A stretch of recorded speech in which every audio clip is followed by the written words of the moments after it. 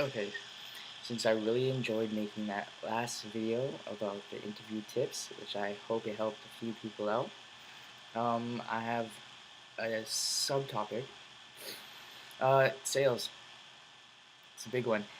So sales basically drives the economy, right? If you didn't know that, without sales, you probably wouldn't be using that webcam or laptop or computer, desktop that you're using right now without somebody selling it to you, whether it be online, um, a rep inside the store, it would basically be still there, still in somebody's head, right? And that's why people create things because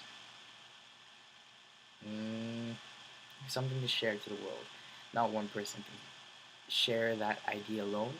And that's why they have salespeople.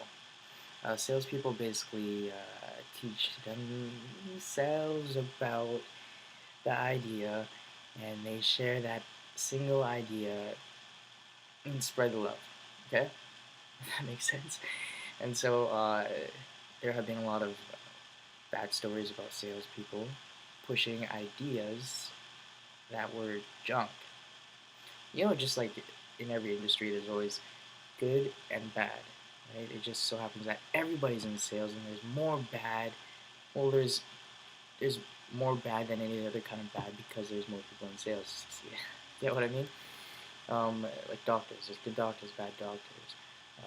Farmers, there's good farmers who were once gangsters, and now there's wait, bad farmers. I mean that were once gangsters and good farmers. You know, and so it's just like religion. There's some good religion, and there's some bad religious. I'm talking about the practices, right? You don't sacrifice human beings for. Okay. Anyway, whatever. You get what I mean by sales.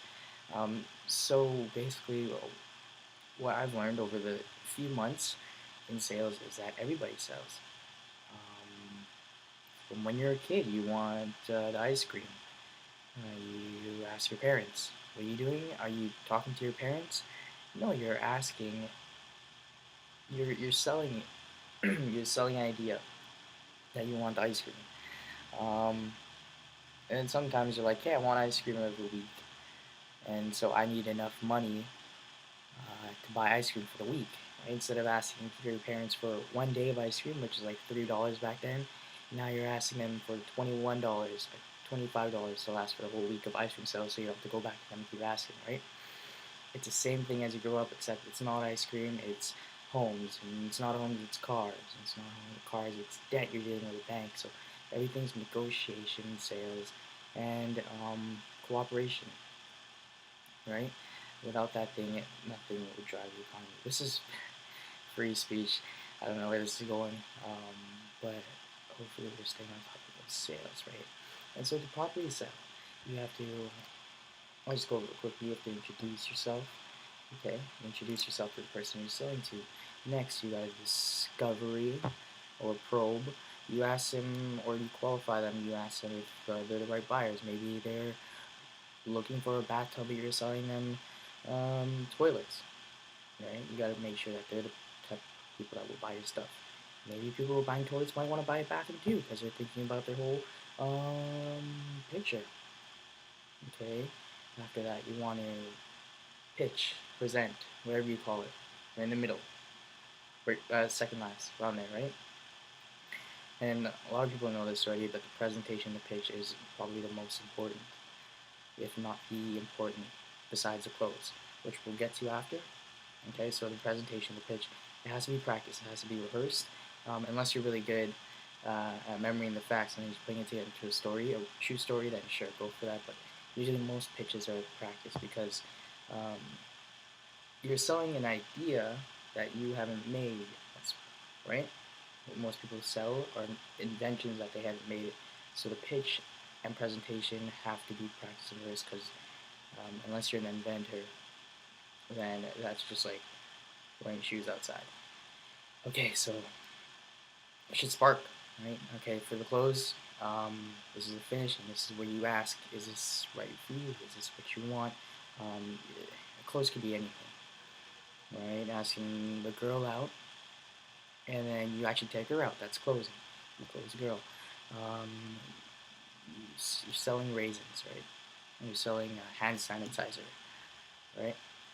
Um, you present, right? You present, okay, this is the greatest hand sanitizer. It comes with vitamin E, limited stock, or blah blah blah.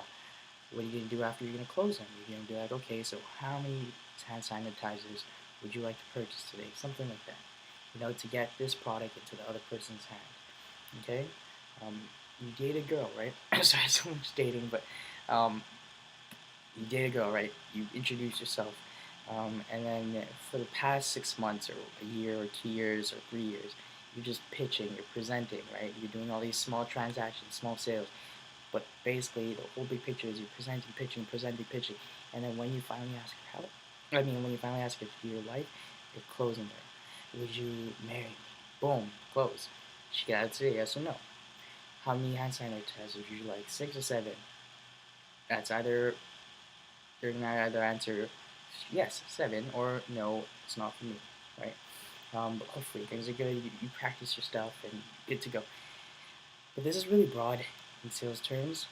Maybe I like to cut it down because I have a fucking passion for sales now, and so maybe I like to speak about it out loud. Um, but other than that, yeah, maybe I'll do a cover after too after I eat. Thanks.